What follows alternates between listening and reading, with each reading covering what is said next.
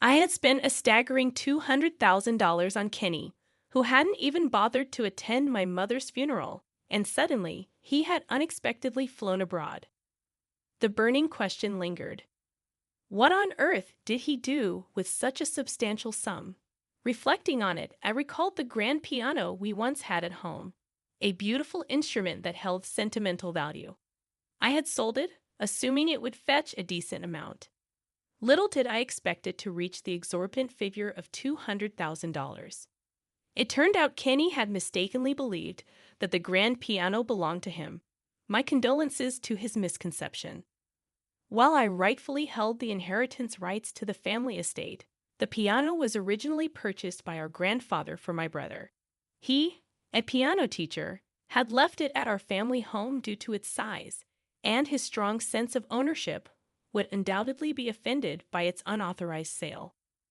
When I informed Kenny about the mistake and the need to compensate my brother, he promptly hung up. My name is Rachel Schneider, a 45-year-old office worker from a distinguished lineage dating back to colonial times. Despite my desire for independence, family responsibilities forced me into a quest for a spouse to continue our family name. Kenny, 10 years my junior, unexpectedly became that person at a singles mixer. His shy and reserved demeanor promised a balance to my assertive family dynamics. As our relationship developed, I had to disclose the challenging situation with my bedridden mother, requiring care from me and my sister-in-law, Catherine. Despite the circumstances, Kenny gladly accepted and even proposed, expressing his willingness to assist with caregiving. His kindness initially touched me deeply, especially considering Kenny's role as a daycare teacher. However, a few months into our marriage, he expressed a sudden desire to quit his job. When I inquired about the reason, he wore a remorseful look and explained, "Sorry, Rachel, the parents at my daycare are just too demanding, and there's a lot of complaining. I just can't handle it anymore." Despite wanting to encourage him, his timid demeanor and his current role in helping with my mother's care left me speechless. Complicating matters, I was 3 months pregnant, and I was determined to get along well with Kenny for the sake of our unborn child. I adopted a lenient attitude, but my regret quickly set in. As I exited the shower one day and tried to enter the bedroom, I overheard Kenny whispering on the phone. Shocked by the content of his call, I learned that he had managed to deceive me. He had been unemployed for 2 years, and he had misled me about quitting his job. It was evident from his conversation that he saw marrying into my wealthy family as hitting the jackpot due to our financial status. Feeling deceived and betrayed, I wanted to confront him immediately, but the thought of the baby held me back. I had lost confidence in our future.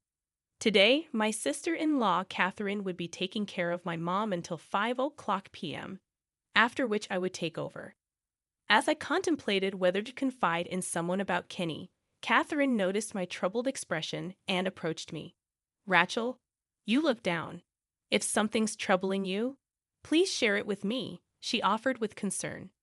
Catherine, being the kind person she is, had taken care of her own mother for years, and now she was genuinely good at looking after mine. Feeling the need to confide in someone, I opened up to her about Kenny. She listened attentively, reassuring me, "It's good you talked. Keeping this to yourself could have been harmful to your unborn child." Expressing her understanding, Catherine continued, "No worries. Talking doesn't necessarily solve everything, but it surely lightens the load." Despite the difficult situation, she appeared genuinely concerned, almost as if it was her own problem. Unexpectedly, the doorbell rang, and Kenny entered without waiting for a response. Both Catherine and I were taken aback, but Kenny acted as if nothing was amiss, offering to help with my mom's care. He put on the act of a gentleman, saying, "Rachel, I'm going to help with your mom's care from today. You're not in the safe period yet, so I don't want you straining yourself." Feigning compliance, I agreed, and Kenny continued, "Okay, let me show you how to care for her." However, Catherine intervened, stating firmly, "No, I'll learn from Catherine. You just rest at home." Catherine explained that my brother would be coming home early, rendering her help unnecessary. Upon hearing this, Catherine looked at me, shaking her head, suggesting that she might confront Kenny and get the full story out of him once she was gone. Deciding to leave it to her, I pretended to depart but remained nearby, unable to shake off my worry. As Catherine attempted to engage Kenny in conversation, he took the initiative, asking, "I've been meaning to ask, why are you taking care of your mother-in-law in this house?" He used the same tone he had on the phone. Catherine explained the situation, but Kenny's response was shocking. He began to say horrible things to Catherine, accusing her of ulterior motives and suggesting that she might be upset for not getting a piece of the family's wealth. Angered by Kenny's harsh words, I struggled to contain my emotions and wanted to leave the room. As I was on the verge of intervening, Catherine, noticing me, signaled with her eyes not to. Reluctantly, I stayed quiet and observed the unfolding scene. Kenny, clearly agitated, accused Catherine of hitting a nerve and demanded that she leave immediately, emphasizing that the family's wealth belonged solely to him and his wife. Catherine, sensing the futility of further discussion, decided to exit the situation. I discreetly stepped outside, pondering how I could later apologize to her for the distress Kenny had caused. Kenny took charge of Mom's care, insisting that I should not be involved. He briefly explained the basics of caregiving, but his negligent approach had tragic consequences, and our mother passed away under his care. The funeral took place at a church where generations of our family had been buried. However, from the day of Mom's passing, Kenny mysteriously disappeared. Despite my attempts to locate him, funeral preparations and other arrangements kept me occupied. Relatives and neighbors were puzzled by Kenny's absence. Catherine, visibly distraught, cried in front of the altar, apologizing for entrusting Kenny with the caregiving duties. I approached her, attempting to console her and shifting the blame away from her. Catherine, burdened with guilt, insisted that it wasn't my fault, but she expressed frustration at Kenny's disappearance just as Mom passed away. We both questioned Kenny's behavior, noting that he often left the house even when he was supposed to be caring for Mom. Neighbors mentioned frequent absences, making it appear as though he wasn't caregiving at all. Additionally, there were reports of a large truck visiting the house, but with the funeral underway, I refrained from bringing up these details. Days passed after the funeral, and Kenny still hadn't returned. Then, I received a call from him on my phone. His carefree voice came through, casually revealing that he was at a luxury hotel in Europe, the kind he had seen on a travel show.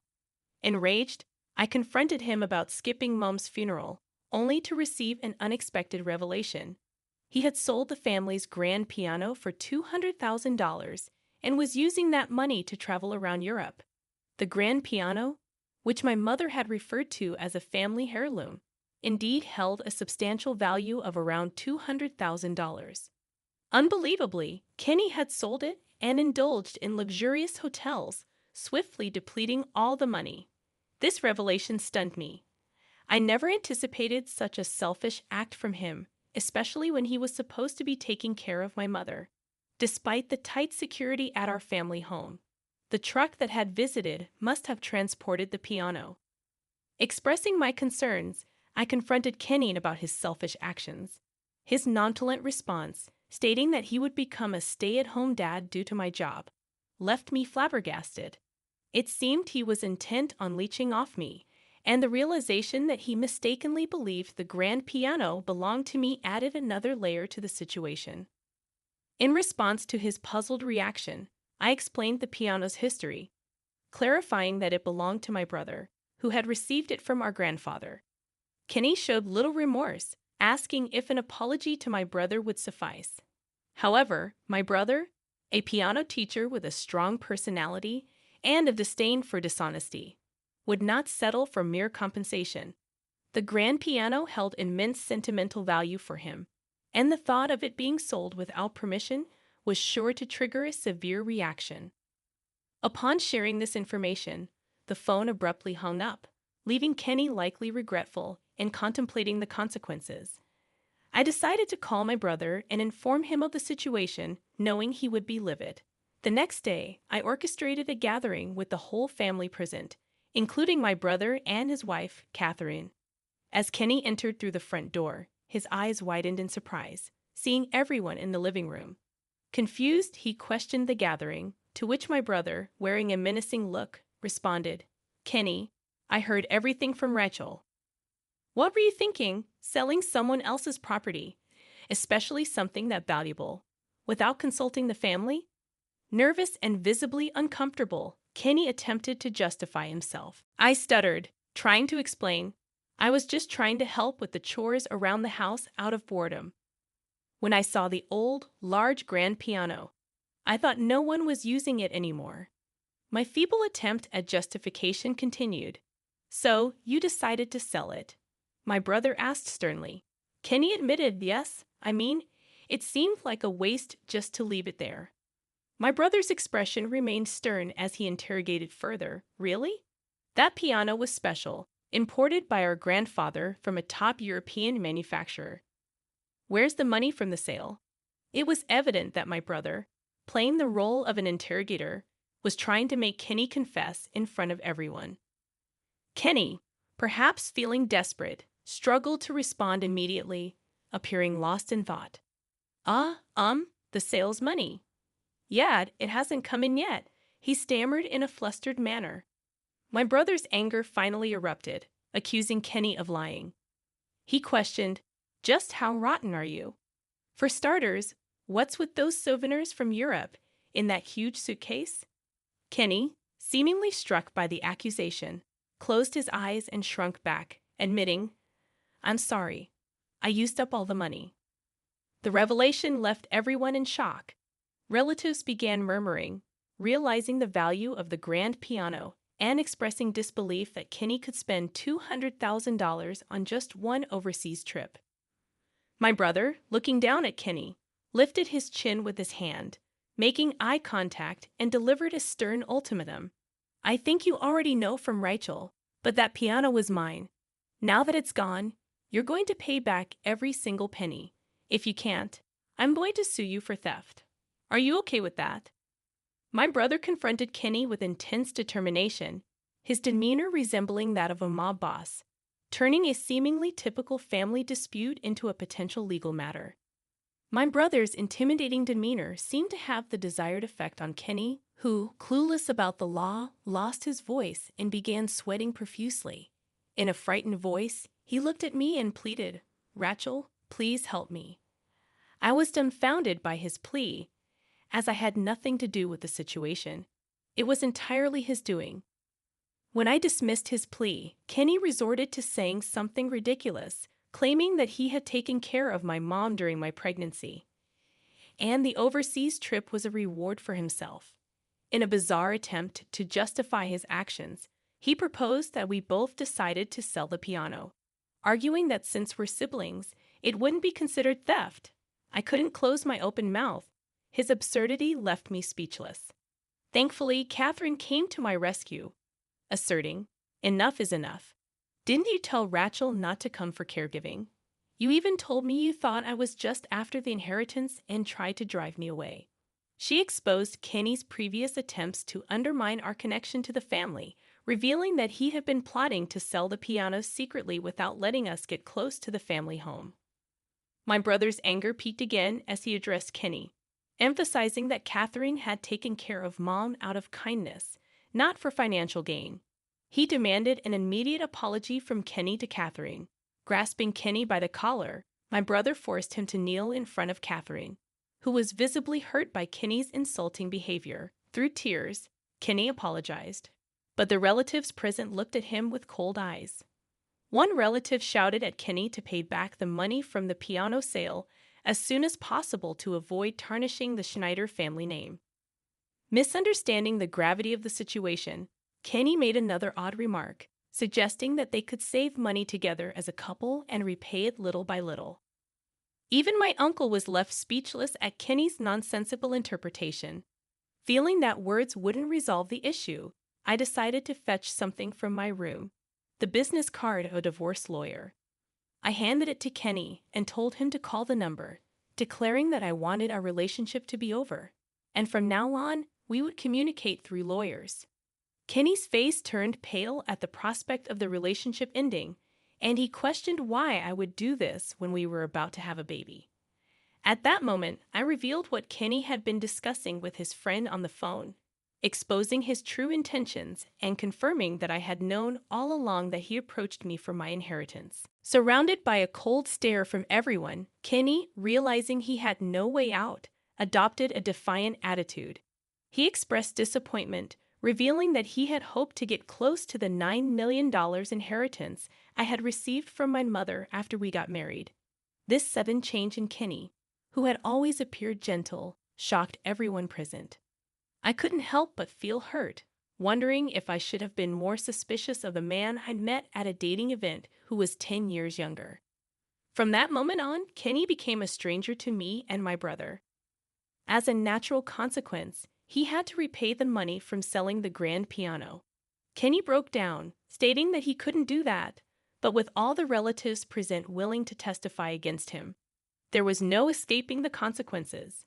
However, I assured him that I wouldn't ask for child support. In return, I made it clear that he would have no involvement with our child, firmly stating that this was my child alone, and he couldn't even claim to be its father. Following our divorce, Kenny's life took a turn for the worse as he struggled with poverty, taking odd jobs to make ends meet. He eventually faced a new challenge when the buyer of the grand piano he sold wanted to return it for a refund. The piano, which Kenny had claimed was in pristine condition, had a large engraving on the back made by my brother, asserting ownership. Kenny hadn't checked the back, likely selling it through a shady dealer lured in by tempting offers. Kenny had to return $200,000 to the buyer, and considering his debt to my brother, the financial burden became substantial. Attempts to file for bankruptcy were thwarted by legal action from my brother and me. Now burdened with even more debt, Kenny worked tirelessly in manual labor jobs. Fortunately, the heirloom grand piano was safely returned to my brother, who took extra precautions to protect it.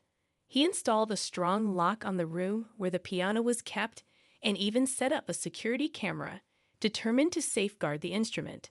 My brother, unchanged from his childhood days, expressed his desire to start a piano school at our family home. As discussions about sharing our mother's inheritance took place, my brother agreed with my decision, fostering a positive relationship with his family. Blessed with the arrival of a long-awaited baby girl, I became a single mom. Catherine, who had supported me since I was taking care of my mom, continued to be a pillar of strength. My brother stepped in as a father figure for my daughter, excited about the role. My nieces, influenced by their father's love for the piano, became kindergarten teachers and adored my daughter. Grateful for the warm support from my family, I intended to live strong with my daughter, acknowledging the blessings around me and looking